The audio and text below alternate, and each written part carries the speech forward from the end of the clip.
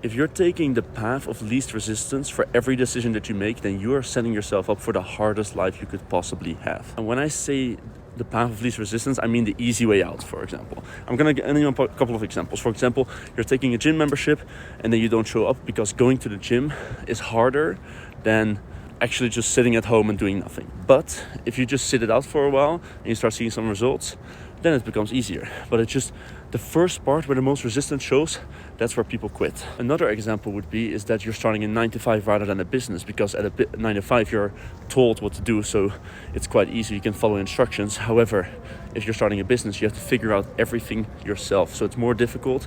So the entry barrier is a lot higher, and that makes people quit. So what are they going to do? They're going to take the path of least resistance. But sometimes they've already made a difficult decision. Maybe they have already started a business, and then a friend comes along and says, no, you should start this new business.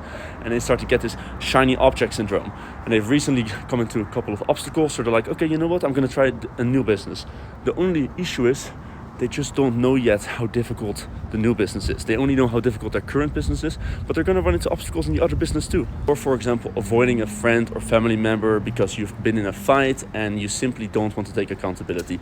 It's easier to not speak to them rather than having to face reality and actually holding a conversation with this person who you're in a fight with. So if you're about to quit something, or you've just simply been avoiding responsibility for something, really start looking at the situation again and think, is this really something that I want to quit, or am I simply taking the easy way out and taking the path of least resistance? Life is hard. You're just gonna have to get used to it.